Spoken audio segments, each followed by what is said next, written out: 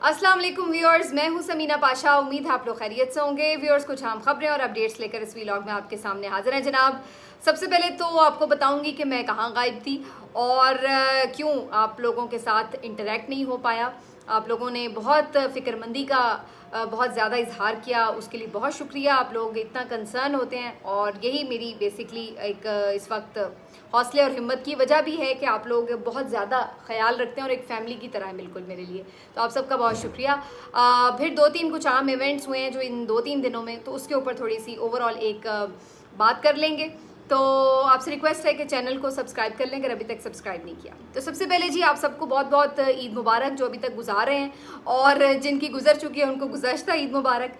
सच बात यह है कि इस दफ़ा ईद का कोई ख़ास मज़ा नहीं था, क्योंकि एक तो बेहद शदीद किस्म की गर्मी, इतना ज़्यादा शदीद मौसम कि ना कहीं आने जाने का मज़ा, कुर्बानी संभालने में, उसका गोश्त समेटने में, और ये सब चीज़ें जगह जगह पहुंचा दिया जाए बस किसी तरह कि ख़राब ना हो जाए गोश्त, और बस इसी टेंशन में समझ लीजिए कि ईद गुजरी। ज़ाहिर है कुर्बानी तो खैर मैंने दूसरे दिन की, फ़र्स्ट डे अम्मी की तरफ जाना था और वहाँ पे भी कुर्बानी थी। भाई के बाद चूँकि अब अम्मी के साथ कोशिश होती है ज़्यादा से ज़्यादा वक्त गुजारा जाए, तो फिर वहाँ पर काफ़ी गेस्ट वगैरह भी आते जाते रहे, मैं फिर इसलिए व्लॉग भी नहीं कर सकी। सेकंड डे ख़ुद कुर्बानी का मामला था, तो अपने घर पर सारा दिन उसके मामला चलते रहे, जिसकी वजह से फिर आपसे मुलाकात नहीं हो सकी। तो इस वजह से जी 2-3 दिन की ये मुसलसल गैर हाज़िरी बन गई। आप सबसे माज़रत इस चीज़ के लिए, इस उम्मीद के साथ कि आप लोगों की बेहतर ईद गुजरी होगी और सब ठीक होंगे। मैं अलबत्ता ये देख रही थी कि कुछ लोगों ने मेरी पिछली वीडियो पे ही, और कुछ लोगों ने जो मुझे ट्विटर पर अप्रोच कर सकते थे, उन्होंने ट्विटर के थ्रू रब्ता किया और कोशिश की कि पूछें जानें कि कहाँ चली गई और क्यों बिल्कुल मंज़र से गायब हूँ। तो जी अल्हम्दुलिल्लाह बिल्कुल अपने घर पे हूँ, खैरियत से हूँ, कोई इशू नहीं है अल्हम्दुलिल्लाह। और बस ये थोड़ी मसरूफ़ियत इस तरह से हुई कि बात नहीं आपसे हो सकी। बहरहाल अब इंशाल्लाह ऑनवर्ड्स हम जैसे अपनी रूटीन में काम करते थे उसी तरह से दोबारा से आप लोगों को ज्वाइन करेंगे। ठीक हो गया जी। अब आ जाते हैं जी इस बात के ऊपर कि इतने दिनों में क्या कुछ होता रहा। एक तो ज़ाहिर है ईद थी, तो सबकी इस बात के ऊपर पाकिस्तान तहरीक इंसाफ के लिए ख़ास तौर पर और पीटीआई के तमाम वोटर सपोर्टर्स के लिए ये एक और ऐसी ईद जो कि इमरान खान जेल में हैं, उनका लीडर जेल में है, तो वो इस वजह से उदास हैं। लेकिन साथ ही साथ कहीं ना कहीं इस बात पे अब उनका जो एक गमो गुस्सा है बढ़ रहा है कि जो उनकी लीडरशिप है वो शायद उस तरह से किरदार अदा नहीं कर रही, कोई हिकमत अमली नहीं बना रही जिससे ये पता चल सके कि इमरान खान को बाहर निकालने के लिए उनके पास क्या प्लान है।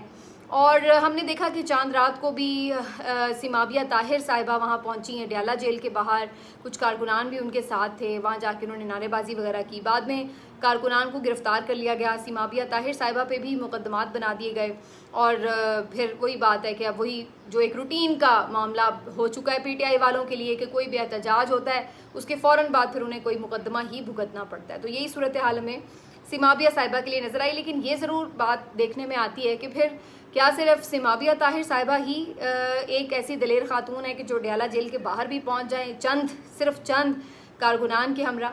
कम अज़ कम अगर बाकी लीडरशिप जो है वो इस चीज़ को महसूस करती है कि इमरान खान साहब नाहक जेल में हैं, नाहक कैद हैं, तो उनकी तरफ से ऐसी यूनिटी का मुजाहरा आखिर क्यों नहीं किया जाता, ऐसी इजहार यकजहती का मुजाहरा, सॉलिडारिटी का मुजाहरा क्यों नहीं किया जा सकता।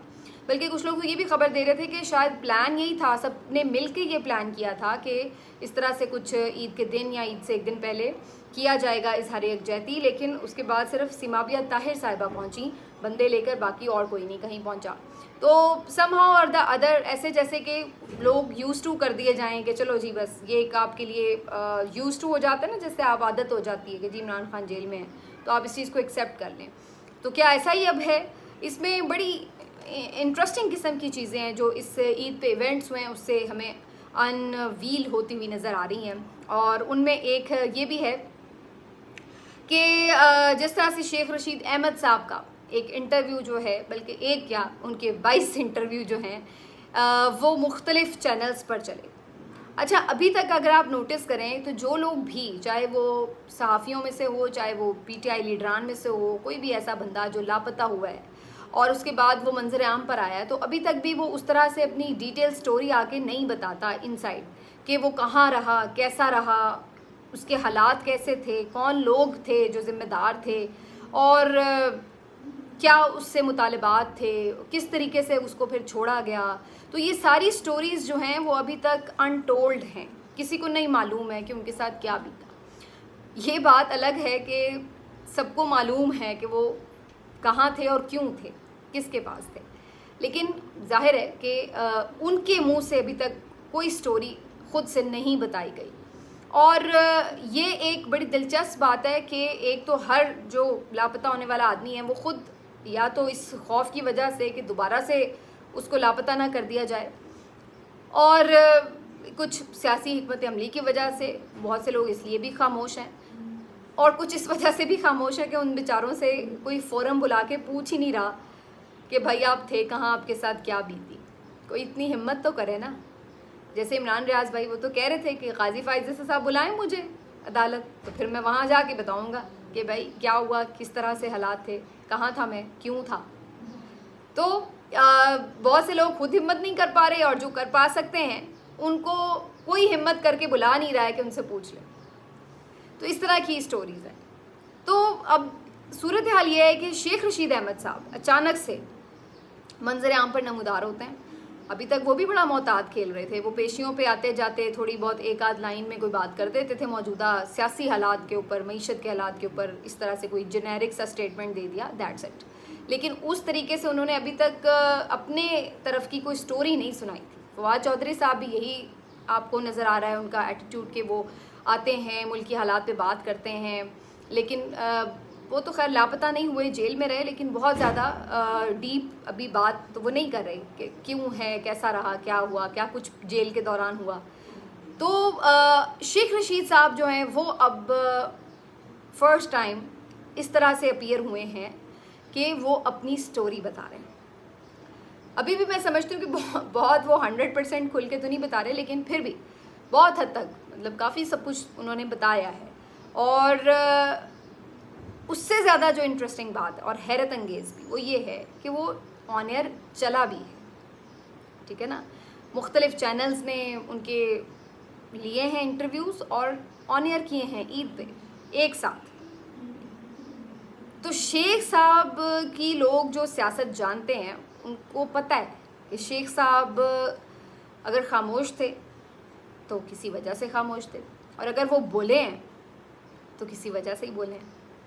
तो कहीं ना कहीं आपका सिस्टम जो है वो इस बात के इशारे देता है कि कुछ लोग हैं जो इस रजीम से मज़ीद अब कोई काम नहीं लेना चाहते, इस रजीम से फ़ासला इख्तियार करना चाहते हैं।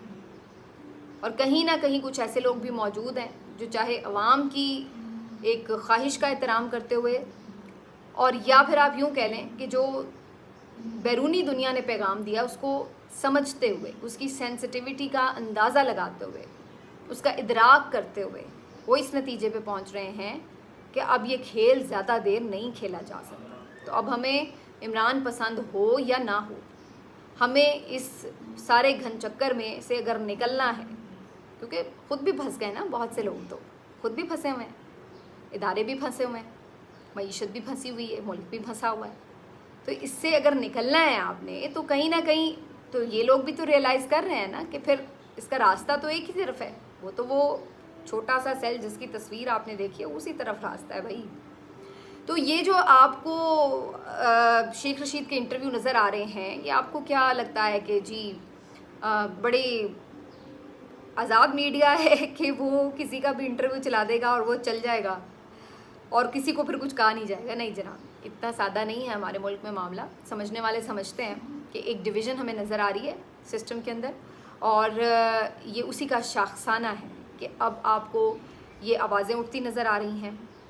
बहुत से लोग ज़मीर की वजह से साथ खड़े हो रहे हैं, बहुत से लोग इशारों की वजह से खड़े हो रहे होंगे मे बी, लेकिन आपके लिए ये एक क्लियर मैसेजिंग जो है, सिग्नल्स जो हैं वो नज़र आ रहे हैं। तो अब शेख साहब ने अपनी जो इंटरव्यू, अब मैं उसको रिपीट करूं कि उन्होंने क्या क्या कहा। यकीनन आप, मैं लेट हूं, आप सब तो बड़े मेरा ख्याल है काफ़ी अपडेटेड हैं, तो आप लोगों ने सब इंटरव्यू देखे भी होंगे, उसके क्लिप्स भी चल रहे हैं, उस पर मुख्तलिफ लोगों के तज्ज़िये भी आ चुके हैं कि क्या वो बताते हैं। तो सारा वही कुछ बताया है उन्होंने जो सबको पता था। अब उनके मुँह से आप सुन लें तो वो ज़रा एक ऑथेंटिकेशन हो जाती है, वेरिफिकेशन हो जाती है कि भाई वो बंदा खुद मान रहा है कि हाँ वाकई इसी तरह था जो आप सोच रहे हैं, ठीक है। तो इसलिए वो तो कोई इतने होशरुबा इंकशाफात नहीं थे, अलबत्ता वो तमाम एंकर साहिबान जिन्होंने इस तरह के लोगों के इंटरव्यूज़ कंडक्ट किए जो कि मुग़वी थे, जिनको दबाव के तहत कुछ बोलने के लिए कहा जा रहा था, उनके लिए ये लम्हा फ़िक्रिया ज़रूर है कि हमें ये ज़रूर डिसाइड करना है कहीं ना कहीं कि फिर देख लें हमारी सहाफ़त किधर खड़ी है आज। क्या हम सहाफ़ी इसलिए बनते हैं कि हमने जालिम के साथ खड़े होना है और उसके एक अगवाशुदा बंदे का इंटरव्यू करके उसका नैरेटिव देना है, इसलिए हम सहाफ़त करते हैं? या हम इसलिए सहाफ़त करते हैं कि हम मज़लूम के साथ खड़े हों, किसी के साथ ज़्यादती हो रही है तो हम उसके लिए खड़े हों, उसके हक़ में खड़े हों, उसके ख़िलाफ़, जालिम के ख़िलाफ़ आवाज़ उठाएँ कि इसके साथ ये क्या हो रहा है। और हम अगर उस पूरे एक ड्रामे का एक पार्ट बन जाएं कि जी एक ड्रामा चल रहा है टीवी के ऊपर कि जी एक शेख रशीद आया है, वो हंसते मुस्कुराते जो कह रहा है वो अपनी मर्ज़ी से कह रहा है और उसकी जो बातें हैं वो 100% दुरुस्त हैं। शेख रशीद हो, सदाकत हो, कोई भी और बंदा हो जिसने आके कुछ भी बोला हो, और उस ड्रामे में हम भी एक अपना रोल ले लें कि जी जनाब हम भी ये एक्टिंग करेंगे कि हम एक इंडिपेंडेंट सहाफ़ी हैं, तो मेरा ख़्याल है कि हमारे लिए भी एक शर्म की बात है। बाकी जनाब आगे अगला जो वीक है इसमें अदालतों से बहुत बहुत बहुत अहम मामलात पर फ़ैसले होने हैं। एक तरफ हम देख रहे हैं कि मखसूस नशिस्तों का केस लगेगा 23 जून को, इस तरफ हम देख रहे हैं 21 जून को इमरान खान साहब की जो इद्दत केस की सज़ा है उस पर मुअत्तली का फ़ैसला होना है कि होनी है सज़ा या नहीं होना, तो 21 जून बड़ा इम्पोर्टेंट है। फिर एक दो और केसेस हैं जो आपको इस्लामाबाद हाई कोर्ट में नज़र आ रहे हैं, उसके ऊपर भी मामलात होने हैं। इलेक्शन ट्रिब्यूनल्स के हवाले से भी चीज़ें हैं, वो भी फ़िक्स हुई हैं, उन पे भी समातें होनी हैं। तो ये आगे जो दिन हैं आपके ऑनवर्ड्स 10-15 दिन कम अज़ कम अदालतों से अहम फ़ैसले होंगे जो कि आपके मुल्क की डायरेक्शन को सेट कर देंगे। आपको पता चल जाएगा कि आगे मुल्क किस तरफ जा रहा है। ठीक हो गया, तो ये तो एक चीज़ आपको आने वाले दिनों में क्लियर हो जाएगी। बाकी chief justice Lahore high court के हवाले से भी ये खबर आई थी तकरीबन ईद से एक दिन पहले कि एक शिकायत उनके ख़िलाफ़ पहुंच गई है सुप्रीम जुडिशल काउंसिल, और उनको कहा गया है कि जिसमें उनकी जो बेटी हैं उन्होंने मुबैना तौर पर कोई एक्सीडेंट में 2 बंदे शायद हिट हो गए। अब ये मुझे इस स्टोरी का ऑनेस्टली अंदाज़ा नहीं है कि ये सच है या झूठ है, लेकिन अगर ये हम मान भी लें for the sake of argument कि ये सच है, तो ये वाक़या 2 साल पहले पेश आया था। तो अब आप अगर उसकी बुनियाद के ऊपर एक शिकायत भेजते हैं तो फिर भी एक चीज़ है कि सवाल तो उठेगा कि भाई ये बंदा उतनी देर से लाहौर हाई कोर्ट का जज भी था, फिर उसके बाद अभी 2.5-3 महीने पहले इसको आपने chief justice Lahore high court बना लिया, तो क्या आपने उसकी पूरी प्रोफाइल देखे बगैर और उसके तमाम फैमिली के मामलात देखे बगैर ही उसको इतने बड़े सूबे का चीफ जस्टिस बना दिया? उस वक्त आपको नहीं पता था कि भाई ये वाक़या भी हो चुका है? अब अचानक सबको याद आया है कि ओहो हो ये भी हुआ था, इसलिए सिर्फ क्योंकि वो इस्टेब्लिशमेंट के ख़िलाफ़ बोल रहा है, इस्टेब्लिशमेंट की अदलिया में मुदाखलत के ख़िलाफ़ बोल रहा है, और जो उसका हक़ है कि अदलिया की आज़ादी उसका हक़ है, ये उसका फ़र्ज़ भी है कि वो अपने इदारे की आज़ादी की बात करे। अब आपको वो याद आ गया कि उसकी बेटी के साथ क्या मामला हुआ था, किसी को याद आ गया जी किसी ने ग्रीन कार्ड भी रखा था, वो सबको अचानक उन जजेस के प्रॉब्लम्स जो हैं वो याद आना शुरू हो गए। तो करके देख लें ये भी, लेकिन अब मेरा ख्याल है ये वाला जो आपका कार्ड है ना सुप्रीम जुडिशल काउंसिल में रेफरेंस भेजने का, ये कार्ड अब ज़्यादा चलेगा नहीं, क्योंकि गाजी फायज़ ईसा साहब की जो पोजीशन है वो इतनी स्ट्रॉन्ग अब नहीं है। इस बात को देखना होगा कि बहुत डिवीज़न क्लियर है जजेस के अंदर, और मुझे इस बात के लिए बहुत ज़्यादा इम्कानात नज़र नहीं आते कि इस तरह पहले जैसे आप दबाव डाल लेते थे लोगों पे कि जी जजेस के ख़िलाफ़ रेफरेंस भेज दिया या कोई शिकायत भेज दी तो वो कॉम्प्रोमाइज़ कर जाएं। मुझे इस तरह की कोई चीज़ होती हुई नज़र नहीं आ रही। बाकी जनाब जाते जाते एक दो और मामलात हैं जिस पे थोड़ी सी बात कर लें। एक तो जी शाहिद आफरीदी साहब जो हैं उनकी आजकल मैं देख रही थी काफ़ी क्लास हो रही है, और उसकी बुनियादी वजह बनी इमरान रियाज भाई का वीलॉग का वो क्लिप जिसमें वो शाहिद आफरीदी पे तनकीद कर रहे हैं, और उनका ये मानना है कि जो टीम है वो शदीद किस्म की ग्रुपिंग का शिकार है, सियासत हो रही है टीम में। और ये सिर्फ इमरान रियाज भाई का मानना नहीं है, ये तो सारी दुनिया एक फैक्ट है जो अब सबको पता है कि टीम हमारी क्यों इतने बुरे तरीके से हारी। और ख़ुद जो हमारे हेड कोच हैं गैरी क्रिस्टन जो खुद साउथ अफ्रीका के बड़े ज़बरदस्त प्लेयर थे, उनकी तरफ से भी ये स्टेटमेंट आया कि ये टीम है ही नहीं। टीम का मतलब तो होता है यूनिटी, आप एक साथ एक कॉज के लिए खेल रहे होते हैं। तो यहाँ पर तो इस तरह का कोई मामला ही नहीं था। तो जब उसने ये बात कह दी है तो फिर उसके बाद बाकी क्या बचा आपके पास। तो इमरान रियाज भाई का ये कहना कि जी इसमें शाहिद अफरीदी एक बहुत बड़ा फैक्टर है, क्योंकि वो अपने दामाद शाहीन शाह अफरीदी को कैप्टन बनाना चाहते हैं और उसकी वजह से एक डिवीज़न और ग्रुपिंग जो है वो टीम के अंदर स्टार्ट हुई है। कुछ प्लेयर्स उसके साथ हैं, कुछ उसके साथ हैं, तो वो जानबूझ के जब उसकी कप्तानी होती है तो वो उसके नीचे परफॉर्म नहीं करते, उसकी कप्तानी होती है तो दूसरी साइड वाले परफॉर्म नहीं करते। तो ये एक अजीब किस्म का वहाँ पे काम शुरू हुआ है। तो साथ में ये भी कि जिसका जो फिर फेवरेट है वो परफॉर्म कर रहा है नहीं कर रहा, वो उसको खिलाया जा रहा है, टीम का हिस्सा बनाया जाता है वो कैप्टन। तो ये भी चीज़ें फिर चलती हैं। तो ज़ाहिर है जब आप मेरिट के अलावा सियासत के ऊपर ही ये सब करेंगे तो फिर तो यही फैसले होते हैं। और इनकी बात इतनी हल्की नहीं है, इस पे बहुत से लोग ऑलरेडी ये कह रहे हैं कि जनाब शाहिद अफरीदी, इससे पहले भी बहुत सारे इस तरह के कंट्रोवर्शियल, जब ये शाहीन शाह अफरीदी को बीच में थोड़ी देर के लिए कैप्टन बनाया गया था तो उस वक्त भी ये बात हुई थी कि बेसिकली शाहिद अफरीदी जो हैं वो PMLN के काफ़ी क्लोज़ हैं और PCB में और समा चैनल पे भी आपको पता है वो ठीक ठाक हैवी तनख्वाह के ऊपर काम भी कर रहे हैं, हेड भी हैं उनके, पता नहीं डायरेक्टर हैं स्पोर्ट्स के जो भी, तो वहाँ पर भी तो वो काफ़ी इंक्लाइंड हैं इस पूरे सेटअप के साथ। और इससे पहले शहबाज शरीफ साहब के हवाले से भी वो जो स्टेटमेंट्स दे चुके हैं तारीफ़ी, वो भी सबको रिकॉर्ड में। तो अब ये कोई ढकी छुपी बात तो नहीं है कि वो इनके साथ खड़े हैं। दूसरी तरफ जब इमरान रियाज भाई ने ये सारी बातें की कि इसकी वजह से जो है टीम में एक उसके साथ खड़े होना या ना खड़े होना इशू नहीं है। खड़े होना का मतलब ये है कि जब आप अपने दामाद के लिए अगर कोई फेवर लेना चाहते हैं तो फिर जाहिर है आप जायज़ नाजायज़ हर बात के ऊपर इसी सेटअप, इसी बोर्ड, इसी लोगों का, इसी तरह के जो लोग हैं उनकी तारीफ़ भी करेंगे, उनकी हिमायत भी करेंगे। तो अब इमरान रियाज भाई ने ये कहा कि जी इनको दूर कर दें तो क्रिकेट बेहतर हो जाएगी। इसके ऊपर जो है शाहिद अफरीदी ने इमरान भाई का जो पूरा वो क्लिप है उसके ऊपर रद्द अमल देते हुए पोस्ट किया कि जी आप जैसे लोगों की, और गीला तीतर गए कि जो मतलब एक वो तसीका मेज़ अंदाज में मुखातिब किया और कहा जी आप जैसे लोगों की वजह से लीडर जेल में। भाई फिर आप नाम लेते हैं इमरान खान का, ये भी नहीं मतलब इमरान खान को क्या आप जानते नहीं हैं कि जो आप कह रहे हैं कि जी कोई लीडर जैसे जेल में हो। नाम लेना, अगर आप इंडिपेंडेंट हैं, न्यूट्रल हैं तो आप कहें बात के भी इमरान खान किसकी वजह से जेल में। फिर आप कह रहे जी लीडर जेल में इनके जैसे लोगों के मुशीरों की वजह से, इनके मशवरों की वजह से, ये वो। भाई आप किसी की सियासत से लाख इख्तलाफ करें या उसकी सियासत पे आपको अगर कोई पॉलिसी से इख्तलाफ है आप ज़रूर करें, लेकिन ये तो अब सारी दुनिया खुद PMLN को भी पता है कि ये झूठे केसेस हैं और नाजायज़ इमरान खान को जेल में रखा हुआ है। और फिर आप ढिठाई के साथ आके सोशल मीडिया प्लेटफॉर्म पर उस चीज़ का इस तरह से दिफा करें कि ये तो बंदा अपनी गलतियों की वजह से जेल में, तो फिर आपको शर्म आनी चाहिए। आपको पता है कि इस वक्त वो किस वजह से जेल में, इसलिए कि उसने अपनी बीवी के साथ निकाह किया है, इसलिए वो इस वक्त जेल में। अदरवाइज़ वो किसी और केस में इस वक्त गिरफ्तार भी नहीं है। तो आप अगर मजलूम का साथ नहीं दे सकते तो कम से कम उस पर आके तानाजनी तो ना करें कि ये अपनी गलतियों की वजह से जेल में है।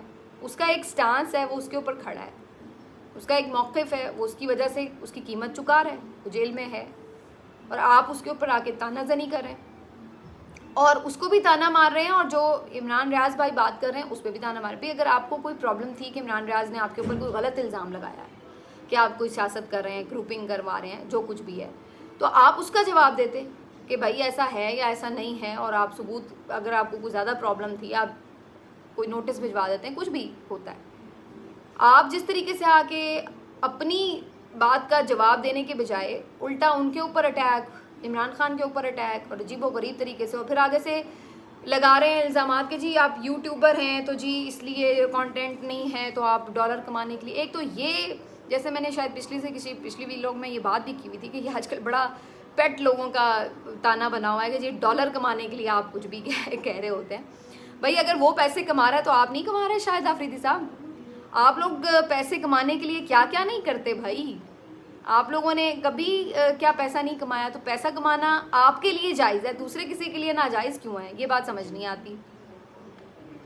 तो अजीब बात है कि भाई आप किसी को ये ताना मार दें कि जी ये इसलिए मुझ पे तनकीद कर रहा है क्योंकि इसको डॉलर मिले। भाई उसको वैसे ही बहुत लोग सुनते हैं, और आप कह भी किस शख्स से रहे हैं जो खुद 4-5 महीने अपने मौक़िफ़ की सज़ा काट के आ रहा है। अगर वो इतना ही डॉलरों का पुजारी होता तो वो इस रजीम के साथ मिल जाता, उसको भी किसी भी चैनल पे 50-50 लाख रुपए की तनख्वाह के एवज़ नौकरी भी मिल जाती, शो भी मिल जाता।